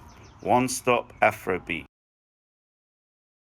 That's also the benefit of just being in this room, because we get messages like this all the time. Plus, you get to just meet people and build organic relationships. You get to play music at our listening sessions with some of these supervisors that are there, so they get to hear you. So you don't have to hustle as much to try to figure out how to get in someone's email or someone's DM. If you can build, some of these supervisors come to the after party where we don't talk music at all. We just kind of hang out. And we're making real relationships, and so the more things you can do like that, the more natural it will be. All right, 2 more. We got Kate and then Elijah, and I think I've turned hand raising off. All right, what's going on, Kate? Well, I was just clapping when y'all brought me up here, but since I'm up here, I did want to address the other side of the loop issue, which was that it's not just whether or not you have the right to use it, but if you're using it just out of the box the way it comes off a splice, so are 20 other people, 100 other people. And that's the problem, is that the algorithm doesn't know that you have the right, and it's going to kick it out. So that's why YouTube says you can't upload anything that has those loops in it, because it can't tell the difference. It doesn't know that yours is different than somebody else's. If it's recognizable to the algorithm, it's a problem. So not just the legality of the issue, but that's why people always say, well, chop it up, change it, make it different. It's not that you don't have the right to use it if the license is there. It's that it causes problems because everybody else is using it too. That's the YouTube add that to the conversation. All right, that's actually a really, really good point. The YouTube content ID we haven't talked about, and that's another layer of complexity and reason why using it straight away is an issue. There's the other issues too, but that's definitely, we didn't talk about that at all. So I really appreciate you bringing that up. Very cool. And I just wanted to say, Rachel, if you want to discuss that multiple social media identities for different artists, I'll be happy to have that conversation with you in another space. Awesome. Thank you, Kate. All right, what's going on, Elijah? Yo, what's going on? I was just seeing what was going on with Sync, and in terms of the Ask Us Anything and the music for TV, film, and ads, um, I feel like I don't want my question to be generic, as in terms of like, okay, well, how do you get started in X, Y, Z? Because I don't want to sort of lack that respect to people who maybe already are in it. But I feel like the question I want to ask is, especially relating to Andy's point, how do you, as someone who doesn't necessarily have like a track record, so to speak, but you've got this wealth of music that is just so niche and so avant-garde, you have that library there.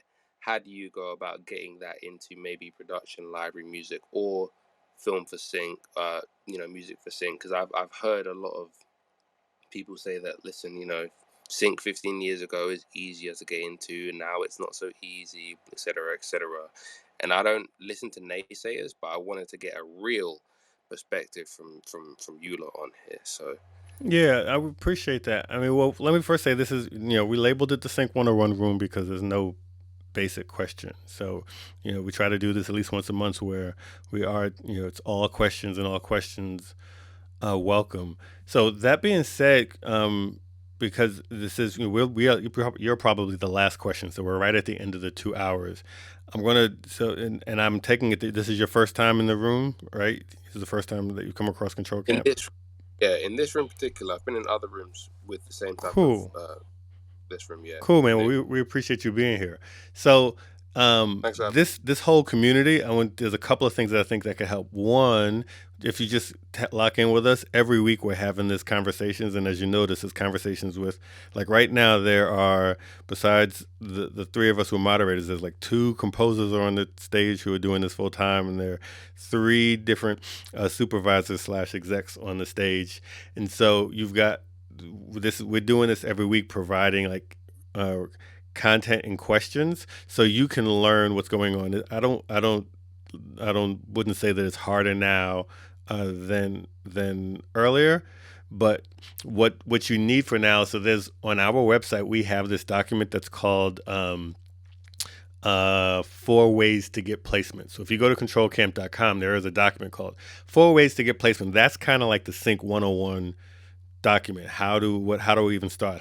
What's the difference between a music library versus an sync agent, and should I pitch my music directly? A lot of that is addressed in there, and there's also something that was asked earlier, is the 7 rules for kind of contacting music supervisors. So how do we actually even reach out to people now? How do we get in touch with these people? Is it safe to DM people? Is it best to email?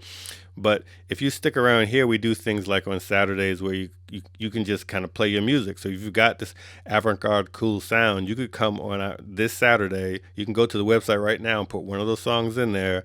And this Saturday, supervisors could hear right away and give you some feedback and say, oh, yeah, I feel like this could work, or this is cool for a major release or an artist, but if you wanted to be work on sync, maybe try this.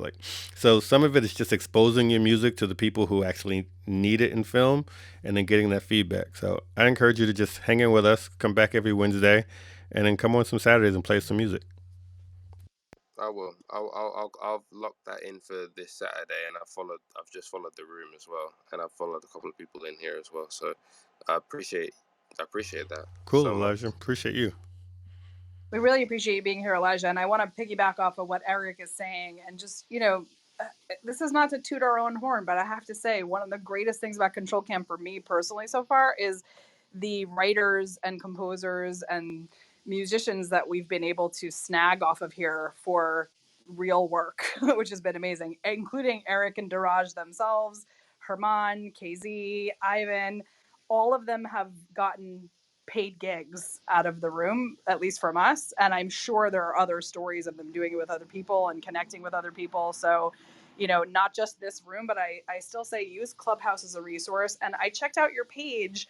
You actually do a really good job of it. I'll tap into your page and look a little deeper. What I can't encourage artists enough to do is, if you have a really unique sound, and you do something really specific, make sure that it's really easy for me or other people to discover your music, so that if someone like Andy happens to click because he's kind of bored of listening to me speak, while we're on Clubhouse, that he could instantly tap into your first couple of posts and listen to your music and know that you're fucking awesome.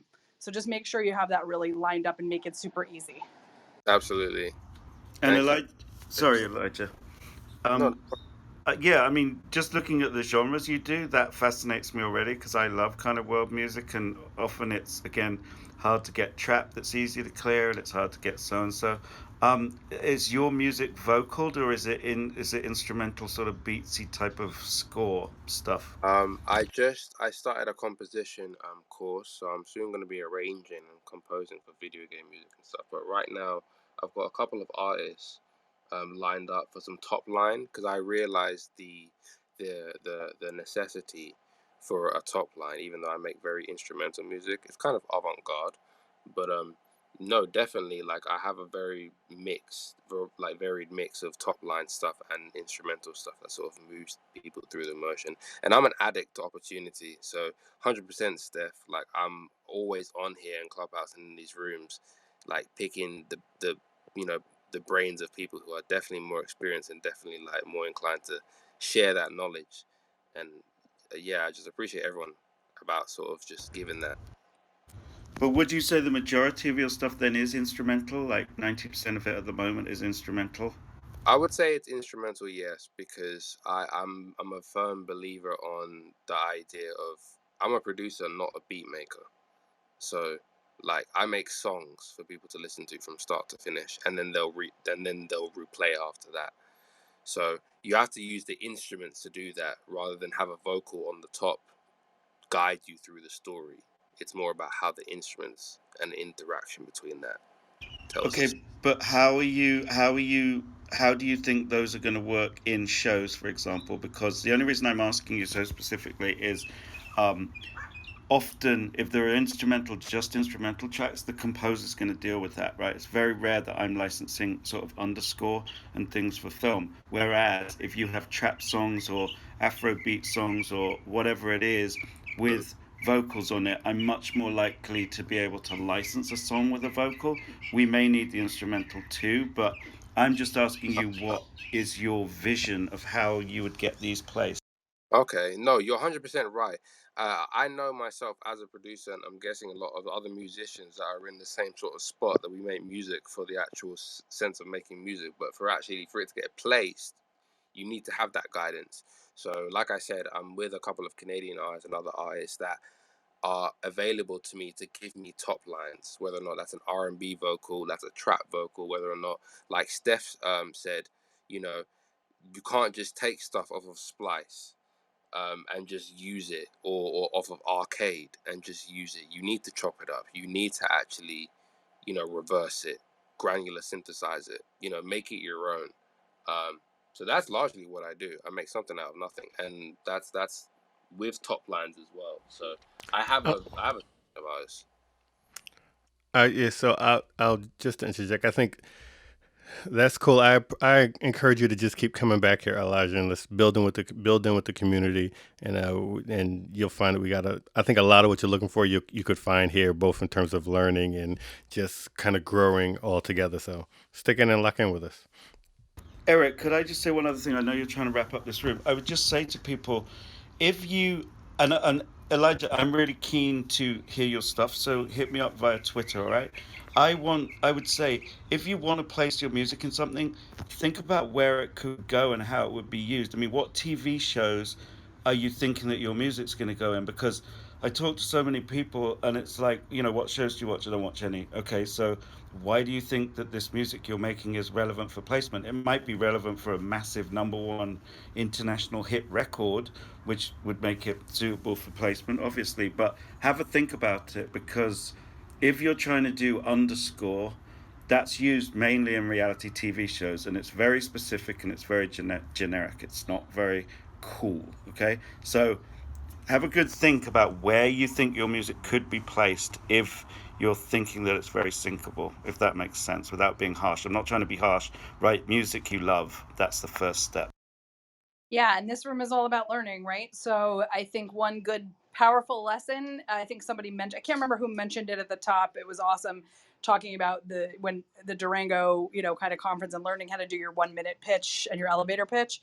I can't stress that enough either, to really know, and you're only going to get that from, again, coming back to this room and other rooms and even rooms that we don't do and things like that. I'm not just advocating for ourselves, but doing that homework and knowing all the lingo. We're working on a glossary of terms. If there's things that you guys want to hear and learn that we haven't talked about in a room, hit us up at controlcamp.com. We'll, try to get into it. You can DM us your questions as well, and we'll try to get into those. But really familiarize yourself with the business, familiarize yourself with the lingo. And, when someone asks very basic, questions, you'll be prepared of what's your music like? What's it for? What do you think it can be used in? Be prepared to answer those things. And that takes a little time to do and learn. And again, we go over some of that in these rooms. So work on preparing those answers and have those elevator pitch. And what we mean by elevator pitch is be succinct, be quick, be able to answer that question in under 30 seconds. Awesome. Totally agree. Okay, good. Well, we're right at 10:01, so we are going to wrap up. We're going to transition into our after party. If you haven't been here before, we kind of always do this every Wednesday where we're talking formally about sync, and if we do a Q&A, you're able to come up on stage and ask your one question. But then we do this after party, which is kind of like after a TED Talk where you're just kind of hanging out in the lobby, and socializing. Anybody can come up on stage. We don't pull anybody up, supervisor or composer, doesn't matter who you are. If you want to come up on the stage, just raise your hand and everybody gets pulled up. There's no automatic pull up in that way. So just come into the room. You want to talk, raise your hand. Everybody can come up and we talk about everything but music. That's the only thing. Although we'll stick to that. I was gonna say if we did an exception for like 30 minutes, but yep, we'll do no music in this one, and then Daraj, Steph, is there anything I'm forgetting that we need to do before we wrap up? Nope. Just a reminder for this Saturday, if you want to submit your songs, we do listen to things in order of which we receive them. So controlcamp.com and ctrlcamp.com to submit. Don't forget to hit that little green house above Eric's head before you go to join the camp. That's the only way you can get an invite to the after party or see that room come up. And I think that's it. Daraj, you got anything?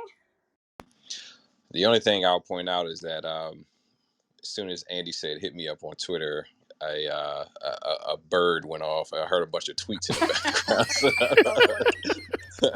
That was freaking epic. I don't know if that was planned or not, but other than that, let's get this thing going. Hey, signing off, everybody. Great to see you, and have a good night. Thank you all, Thanks, Andy, Lauren, Clint, Paige, Koichi. Thank you all for contributing and sharing your insight. We really appreciate y'all. Thanks, folks. Thanks. Absolutely. Thanks, everybody. All right, anybody who can hang, jump into the after party, and we'll see you there.